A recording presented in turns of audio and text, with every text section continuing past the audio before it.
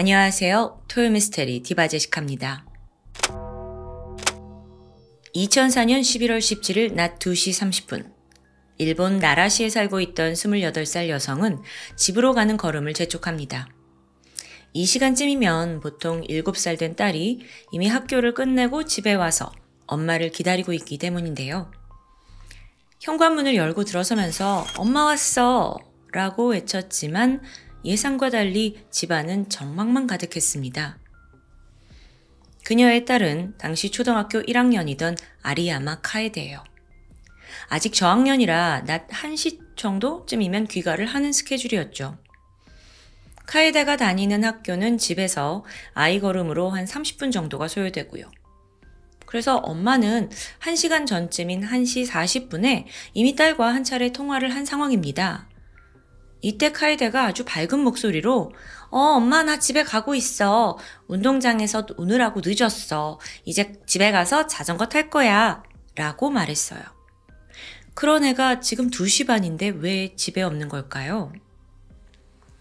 사실 카에데는 6일 전인 11월 11일에 7번째 생일을 맞이했습니다. 이때 아빠가 분홍색 자전거를 딸에게 선물해요. 아이가 이 자전거에 뛸 듯이 기뻐하면서 직접 이름을 쓴 스티커도 붙여뒀죠. 그래서 엄마가 생각합니다. 아, 자전거 타러 나갔구나. 이후 엄마가 문 밖을 확인하는데 분홍색 자전거는 그 자리에 그대로였죠. 그때부터 엄마가 불안함에 동네를 돌아다니면서 딸을 찾아요. 하지만 그 어디서도 모습이 보이지 않습니다. 어느덧 해가 저물고 저녁 6시 45분, 가족은 경찰서에 실종신고를 접수했습니다. 그러는 동안에도 카에데의 엄마는 계속해서 딸의 휴대폰으로 전화를 걸었어요. 근데 연결음만 이어지더라고요. 그러다가 저녁 8시 4분, 띵! 엄마의 핸드폰에 문자 알림이 뜹니다. 발신인은 다름 아닌 딸이에요. 황급히 내용을 확인한 엄마는 손이 덜덜 떨리기 시작했죠. 메시지에 섬뜩한 내용이 있었는데요. 딸은 내가 잘 받았다.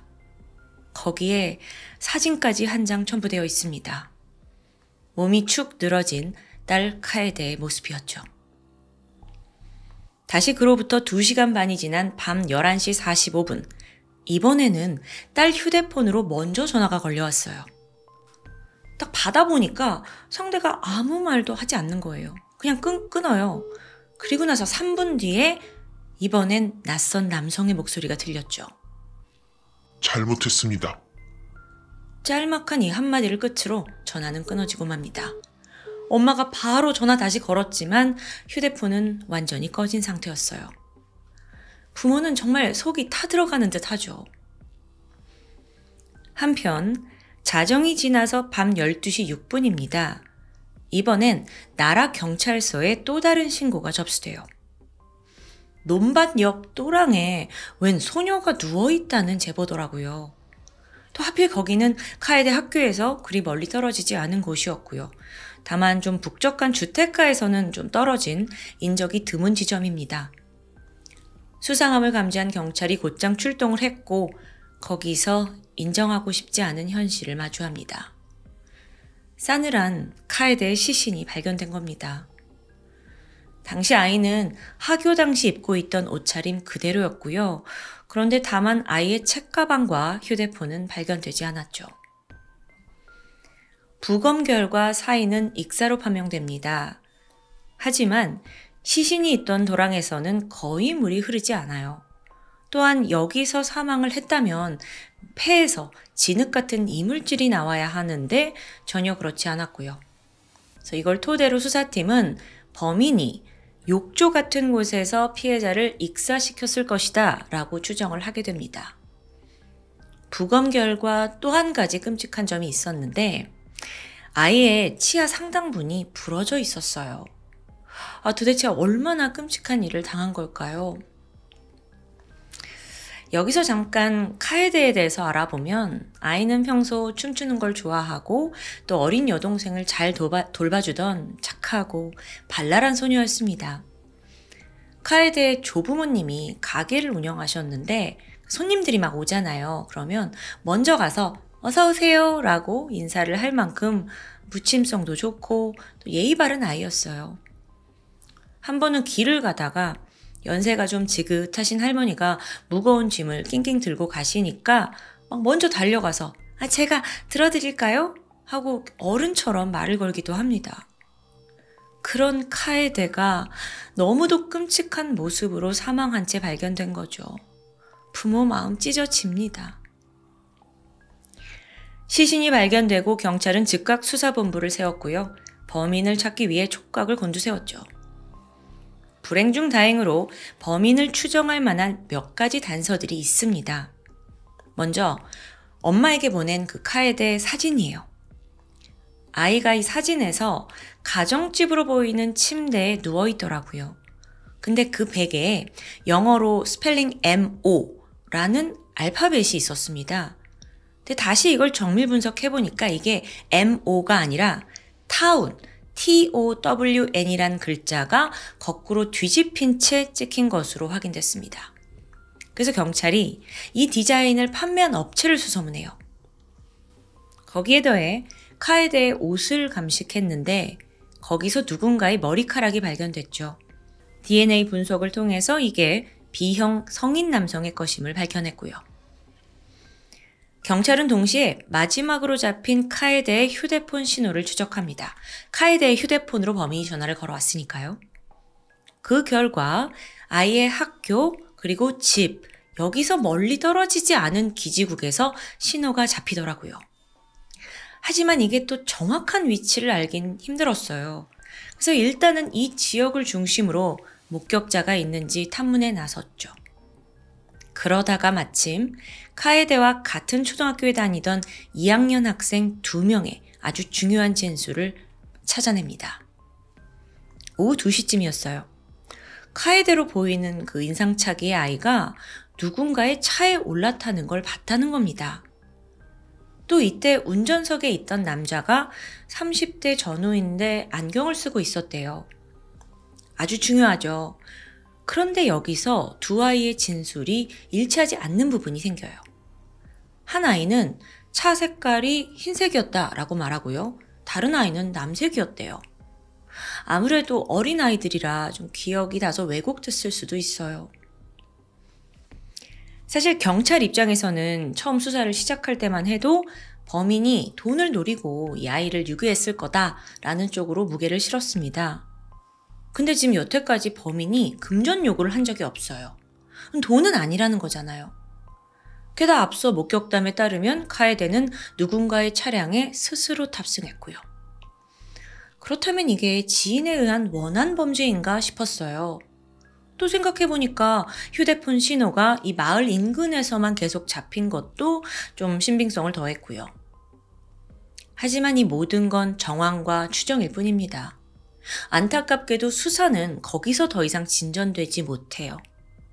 그렇게 무려 한 달이 넘게 흐르면서 이 카에데의 사건은 세간의 관심에서 멀어지는 듯했죠. 그러던 12월 14일 밤 12시 돌연 띵 하고 카에데 엄마의 휴대폰 알림이 떴습니다. 문자가 온 거예요. 무심코 확인해본 엄마가 온몸에 소름이 돋았죠. 보낸 사람이 죽은 딸 카에데입니다. 그 번호예요. 게다가 내용이 뭔지 아세요? 다음은 여동생이다. 크크크.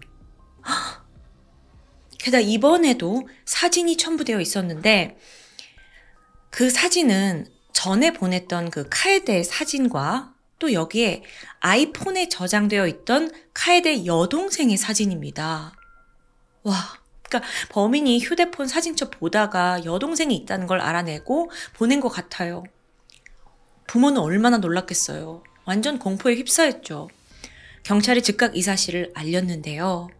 아니 지금 큰딸을 죽인 것도 모자라서 남은 둘째까지 위협을 하니까 부모는 너무 불안하고 두렵죠. 하지만 경찰에게 오히려 이건 새로운 기회였습니다. 범인이 지금 카에데의 휴대폰을 사용한 거잖아요. 그러면서 새로운 기지국 위치, 그 신호를 잡아냈기 때문이에요.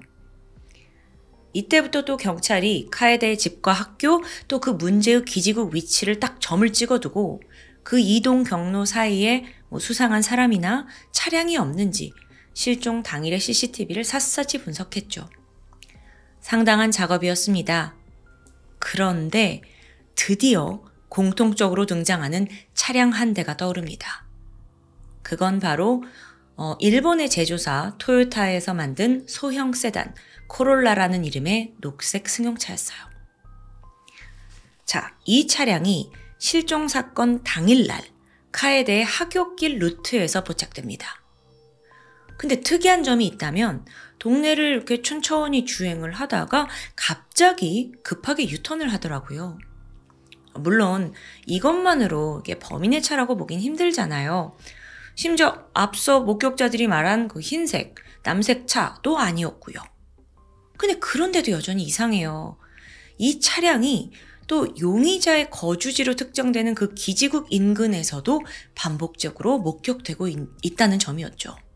경찰이 바로 번호를 확보했고 차주를 확인합니다. 찾아갔어요. 근데 차주는 사건 발생 시각 분명한 알리바이가 있더라고요. 아예 이 지역에 없었던가 할 정도로 이건 확실해요. 그래서 이거 허탕인가 싶었는데 그때 차주가 말합니다. 아, 맞다. 제가 그날 친구에게 차를 빌려줬어요.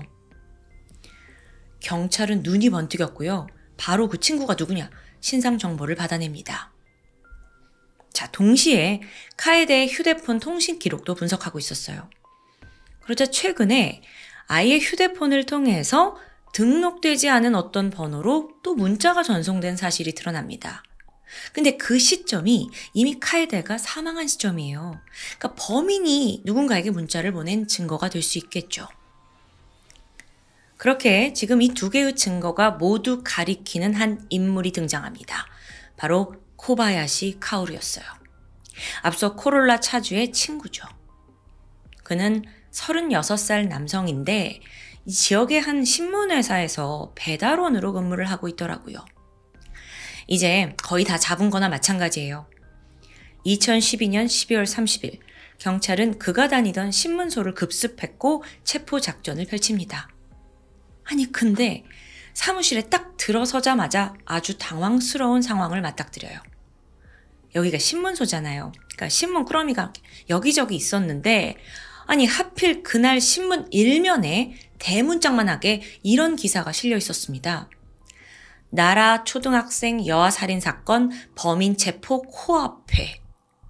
아니 경찰이 지금 체포를 하러 나왔는데 그 수사 상황이 언론에 새어나간 거예요. 그리고 일면에 실린 겁니다. 그럼 지금 이 용의자 코바야시가 신문 배달을 하는 사람인데 이걸 봤을 가능성이 너무 높잖아요. 그래서 경찰이 불안해졌죠? 벌써 도주한 거 아니야? 경찰이 다 긴장하고 있던 그때 저벅저벅 누군가가 안으로 들어옵니다. 배달을 마치고 돌아온 코바야시였어요. 경찰이 황급히 그를 체포했죠. 추후 조사에 따르면 그 역시 기사를 봤대요. 하지만 별로 동요하지 않았고 그냥 평소처럼 그 신문을 배달했다고 해요. 이쯤 되니까 그냥 포기한 건지는 모르겠습니다.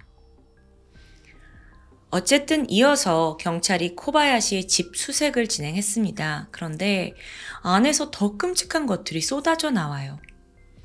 100여 편 이상의 포르노, 거기에 여아의 속옷과 의류 80점 이상, 또 속옷만 입힌 아담한 여성 크기의 인형까지. 이 사람 극도의 소아성애자인 게 분명했습니다. 경찰도 막 치를 떨었고요. 게다가 조사를 하면 할수록 엄청난 과거들이 막 기다렸다는 듯 드러나요. 코바야시 카오루. 그가 10살 때 어머니는 막내 동생을 낳던 중 사망하게 됩니다. 이때 태어난 동생은 또 장애를 갖게 되었다고 해요. 그러면서 가족들의 관심은 오로지 동생에게 쏠리게 되죠. 아버지는 또 폭력적인 성향이 강해서요. 아들에게 손찌검을 했는데 그걸 막아주고 있던 어머니조차 지금 안 계신 상황이죠. 결국 코바야시는 점점 밖으로 나돌면서 방황했습니다. 그렇게 중학생이 된 그는 친구와 함께 우연히 성인물을 접하게 되거든요. 근데 그게 하필 여자아이를 성적 상대로 다룬 로리타 애니메이션물이었다고 해요. 이때부터 자신의 변태 성욕을 알게 된 거죠. 고등학교 2학년이던 1985년에 골치 아픈 사건이 발생하는데 어떤 동아리에서 합숙 여행을 떠납니다. 근데 이때 숙소 근처에서 초등학교 3학년 여자아이를 발견한 거예요. 얘를 막 강제로 껴안고 이래가지고 바로 체포됐어요. 이후 1989년에 이제 21살 성인이 됐을 무렵인데 놀이터에서 놀던 5살 여자아이 2명한테 접근을 하더니 야, 너네 옷에 뭐 묻은 것 같은데 아저씨가 지워줄게. 이러곤 또 외설 행위를 저지른 겁니다. 이 일로 징역 2년, 집행유예 4년을 선고받았죠. 그러니까 전적이 계속 있는 거예요. 근데도 집행유예로 감옥에 가지 않아서인지 코바야시는 자신의 변태 성욕을 참을 생각이 전혀 없었습니다. 심지어 집행유예 기간이던 1991년 이번에도 5살 소녀에게 접근해서 음란 행위를 저질렀어요. 아이가 무서워서 막 우니까 입을 강제로 막았는데 그 과정에서 상해까지 입혔고요. 이 사건으로 드디어 징역 3년, 실형을 받게 되죠. 감옥에 가게 된 코바야시, 자, 여기서 나오면 이제 좀 달라졌을까요? 명백히 아니었죠. 이래서 화학적 거세가 필요한 게 아닌가 싶기도 해요. 코바야시는 1995년 석방이 됐는데 그때부터 신문 배달을 시작합니다. 근데 기행은 계속돼요. 보통 새벽 시간에 신문을 돌리잖아요. 이때 동네를 돌아다니면서 집집마다 빨래로 널어둔 여아용 속옷과 교복을 훔치기 시작한 겁니다. 아까 그래서 집에서 그렇게 여아용 옷이 많이 나왔던 거고요. 어느덧 시간이 지나서 36살이 된 코바야시. 그해 그는 카에데가 납치된 현장 인근에 있는 신문 판매소에서 여전히 배달부로 일하고 있었습니다. 사건이 일어나기 한 달 전쯤인 9월 26일에 또 이번에도 초등학교 1학년 여아의 몸을 더듬어서 성추행으로 기소됐어요. 아니 여러분, 지금 이 사람이 살인사건 전까지 아동 성범죄만 지금 몇 건이야. 4건을 저질렀다니까요? 그런데도 어떻게 이렇게 멀쩡히 돌아다니는지 이게 더 전 끔찍해요. 어쨌든 사건이 있던 그날 친구에게 녹색 코롤라 차량을 빌려서 그걸 타고 초등학교 주변을 이제 돌고 있었습니다. 그날은 정확한 목표가 있었죠. 뭐였냐면 통통하고 귀여운 근데 혼자 있는 여자아이를 내 걸로 만들어야지. 근데 또 이때 불행히도 집으로 막 뛰어가고 있는 카에데가 그의 눈에 들어온 겁니다. 바로 차를 급히 유턴해요. 그리고 아이에게 다가갔죠. 나 삼촌인데 기억나니? 너 위험하니까 집에 데려다 줄게. 이때 카에데가 별 의심을 하지 않고 차에 오르게 됩니다. 가다가 또 코바야시가 삼촌이 집에 뭘 두고 왔다면서 자신의 집으로 차를 몰았죠. 주차장에 도착을 했는데 이번에는 자기가 갖고 나올 짐이 너무 많으니 좀 도와달라면서 아이를 집 안으로 유인했고요. 범인에 따르면 그날 카에데는 이 낯선 공간에서도 크게 불안해하지 않았다고 합니다. 오히려 숙제를 좀 하겠다면서 공책을 펼쳤대요. 근데 이걸 본 코바야시가 제가 생각보다 좀 똑똑하고 사리 분별이 뛰어난 애네? 라고 판단을 하면서 동시에 불안감이 엄습합니다. 자기 얼굴 봤잖아요. 그런 이상 이렇게 살려보내면 신고를 할지도 모른다는 생각이 들었던 거예요. 오후 3시쯤 됐을 때 그가 성추행을 시도했는데 아이가 막 소리를 지르면서 반항을 해요. 그러자 범인은 아이를 욕조에 넣고 익사시켰죠. 코바야시의 엽기적인 행동은 여기서 끝나지 않습니다. 저녁 7시 20분이었어요. 칼을 이용해서 카에데 시신의 치아를 도려냅니다.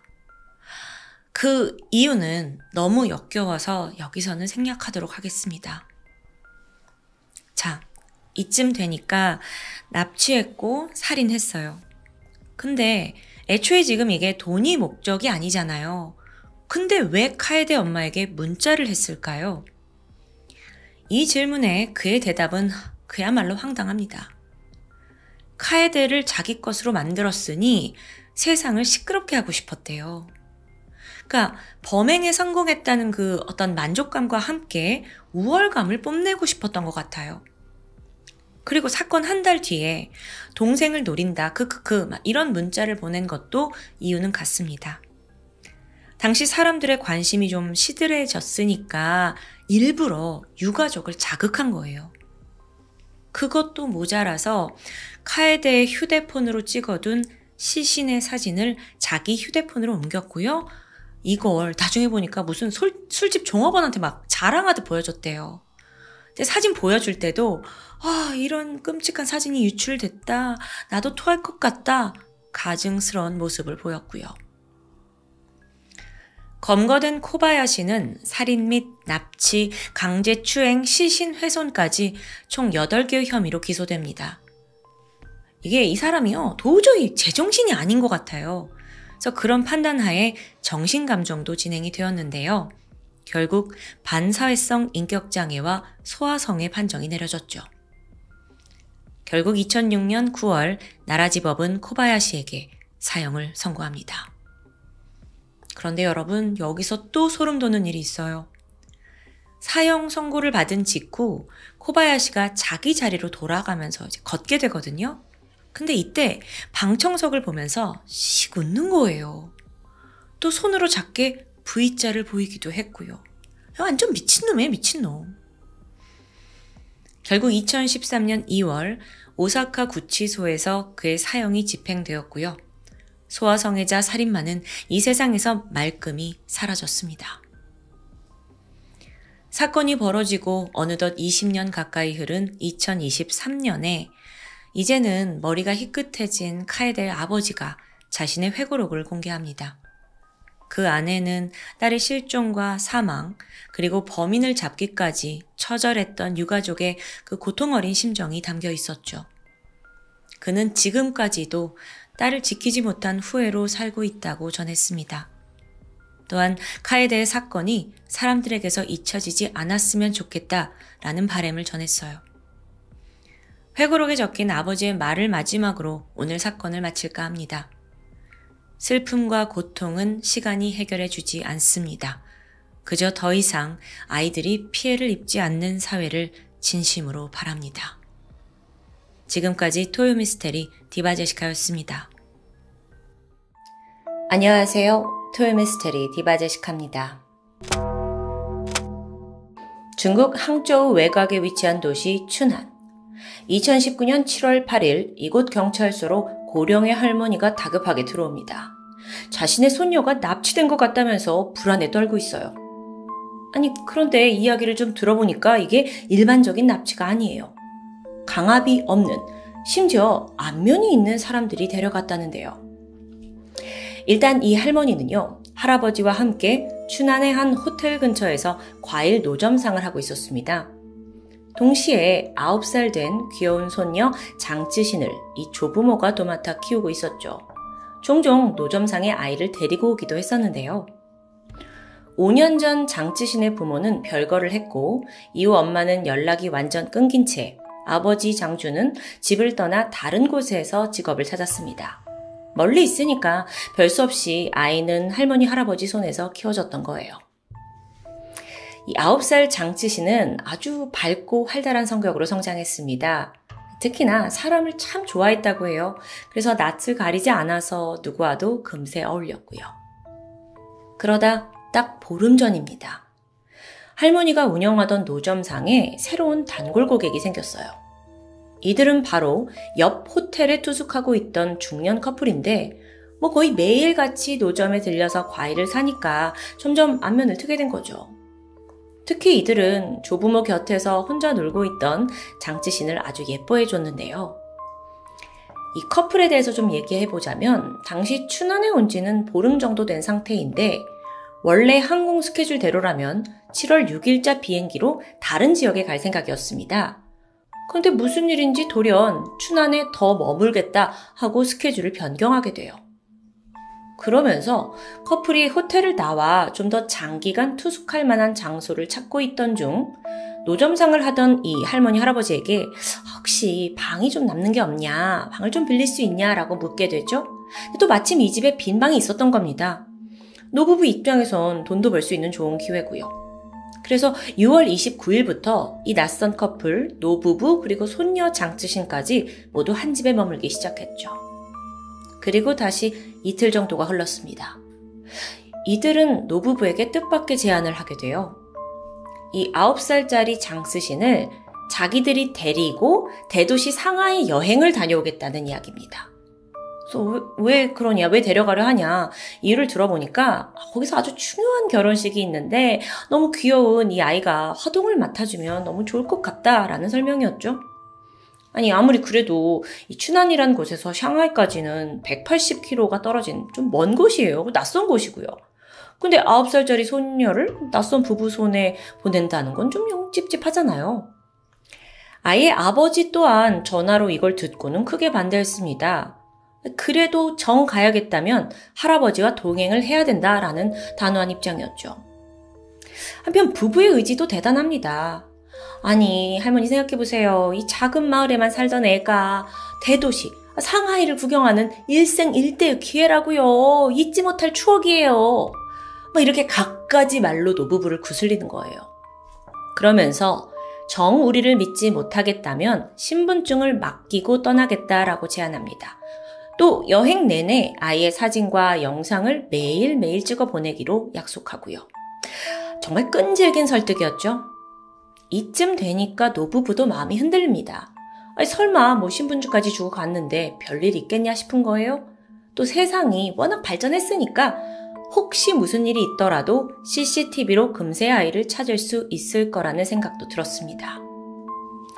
그렇게 7월 4일 드디어 장쓰신은 이 부부와 함께 여행길에 오르게 돼요. 걱정했던 게 무색할 만큼 이들은 실시간으로 아이의 사진을 보내줬고요. 또 여러 차례 전화까지 하면서 노부부를 안심시켰죠. 손녀가 직접 할머니와 통화를 하기도 했는데 너무 새로운 곳에서 재밌다면서 마냥 들뜬 목소리였습니다. 할머니도 다행이라고 여기셨겠죠.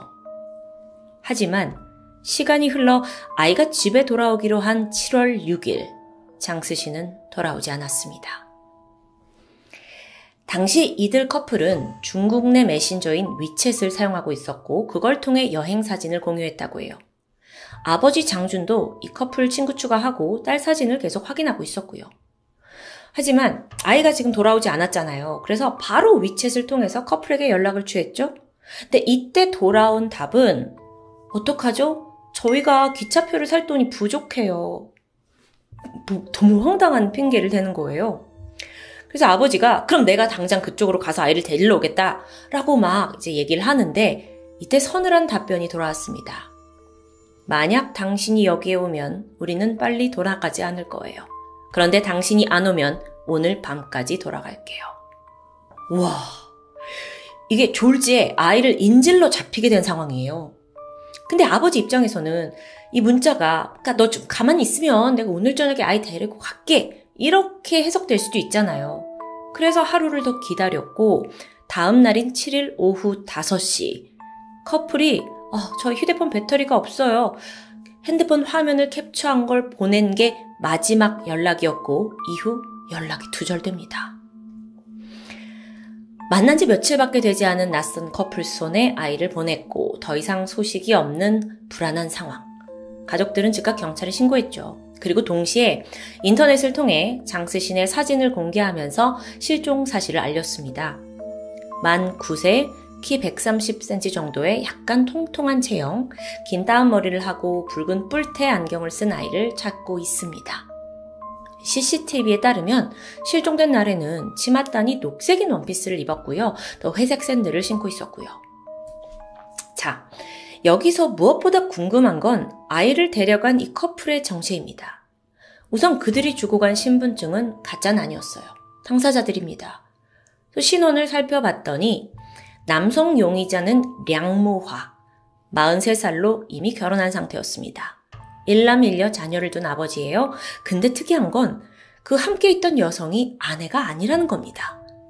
알고 보니 이 량모하라는 남성은 2004년에 가족들 두고 혼자 가출한 상태였고요. 그러면 그 함께 있던 여성은 45살의 시에모팡이라는 여성인데 미혼으로 역시 오랫동안 고향에 돌아오지 않고 있는 상태입니다. 범죄 기록은 둘 다 없었고요. 자, 추정컨대 이 둘은 딱히 집이나 차 없이 그냥 함께 동거를 하면서 꽤 오랫동안 떠돌이 생활을 한 것 같습니다. 여행을 한 거죠. 근데 생계 유지를 위한 일은 전혀 하지 않았어요. 그럼에도 어떻게 생활이 가능했냐? 과거에 시에모팡이 친척들로부터 사업을 한다는 핑계로 큰 돈을 빌렸대요. 그래서 그걸 지금껏 생활비로 사용해오고 있던 거죠. 그래서 친척들은 얘가 고향에 돌아오기를 완전 단단히 벼르고 있었고요. 부부도 아닌 커플이 도대체 어떻게 만나서 이 집시 같은 여행길에 올랐는지는 모르겠어요.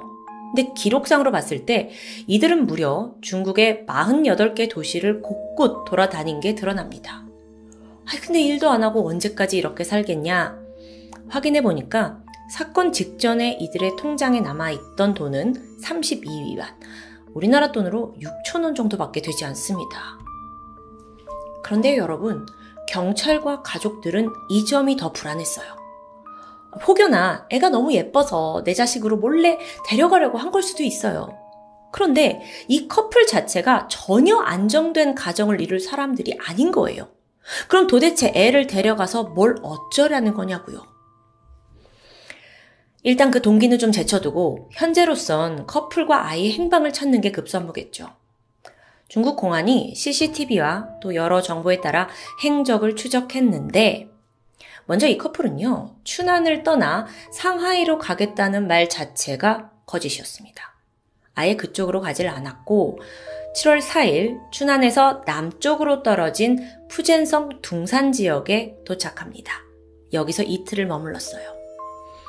그리고 어느덧 이제 아이가 돌아가기로 한 날이 되었죠. 7월 6일. 돌연 새벽 4시에 택시를 타고는 이 세 명이서 광동 산두지방으로 향합니다.